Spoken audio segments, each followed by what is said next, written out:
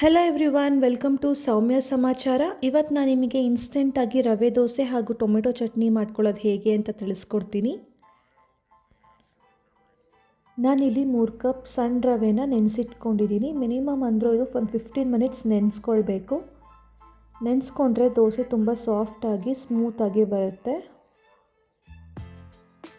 ಈಗ ನೆಂದಿರೋ ರವೆನ ನಾನಿಲ್ಲಿ ಜಾರ್ಗೆ ಹಾಕ್ಕೊಂಡು ಸ್ಮೂತಾಗಿ ಬ್ಲೆಂಡ್ ಮಾಡ್ಕೊಳ್ತಾ ಇದ್ದೀನಿ. ರುಬ್ಕೊಳ್ಬೇಕಾದ್ರೆ ನೋಡ್ಕೊಂಡು ಸ್ವಲ್ಪ ನೀರನ್ನು ಕೂಡ ಬೆರೆಸ್ಕೊಳ್ಳಿ.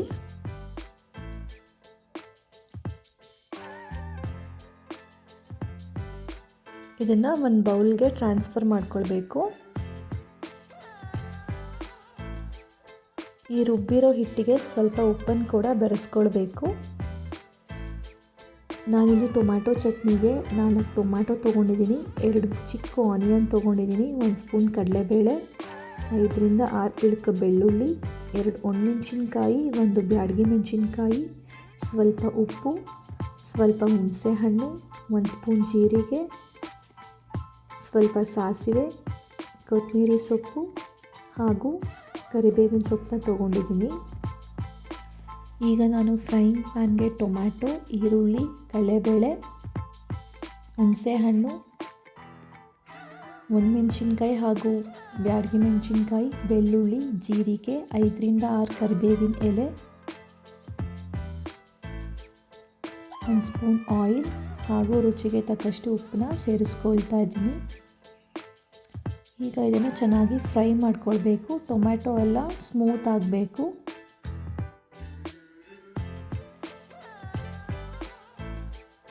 ಟೊಮ್ಯಾಟೊ ಚೆನ್ನಾಗಿ ಬೆಂದಷ್ಟು ಚಟ್ನಿ ಟೇಸ್ಟ್ ಚೆನ್ನಾಗಿರುತ್ತೆ.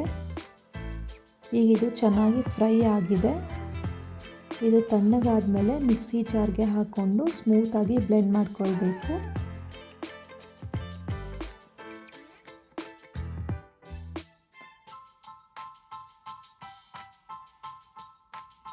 ಟೊಮ್ಯಾಟೊ ಚಟ್ನಿನ ಒಗ್ಗರಣೆ ಕೊಡಬೇಕು. ಒಗ್ಗರಣೆಗೆ ಸ್ವಲ್ಪ ಆಯಿಲ್, ಸಾಸಿವೆ, ಕರಿಬೇವಿನ ಸೊಪ್ಪನ್ನ ಹಾಕಿ ಒಗ್ಗರಣೆ ಕೊಡಬೇಕು. ಚಟ್ನಿ ಕುದಿ ಬರೋ ಟೈಮ್ಗೆ ಒಂದು ಸ್ವಲ್ಪ ಕೊತ್ತಂಬರಿ ಸೊಪ್ಪು ಹಾಕಿದ್ರೆ ಟೊಮೆಟೊ ಚಟ್ನಿ ರೆಡಿ ಆಗುತ್ತೆ.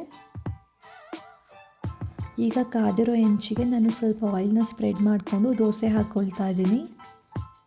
ಈ ರವೆ ದೋಸೆ ಮಾಡ್ಕೊಳ್ಳೋದಕ್ಕೂ ತುಂಬ ಈಸಿ ಹಾಗೂ ತುಂಬ ಟೇಸ್ಟಿಯಾಗಿರುತ್ತೆ. ಬ್ರೇಕ್ಫಾಸ್ಟ್ಗೆ ಏನು ಮಾಡೋದು ಅಂತ ಗೊತ್ತಾಗದೇ ಇರೋ ಟೈಮಲ್ಲಿ ಈ ಥರ ಮಾಡ್ಕೊಂಡು ತಿನ್ನೋದಕ್ಕೆ ತುಂಬ ಚೆನ್ನಾಗಿರುತ್ತೆ. ನೀವೆಲ್ಲರೂ ಕೂಡ ಒಂದ್ಸರಿ ಟ್ರೈ ಮಾಡಿ ಹೇಗಿದೆ ಅಂತ ನನಗೆ ಕಮೆಂಟ್ ಸೆಕ್ಷನಲ್ಲಿ ತಿಳಿಸಿ. Thank you for watching.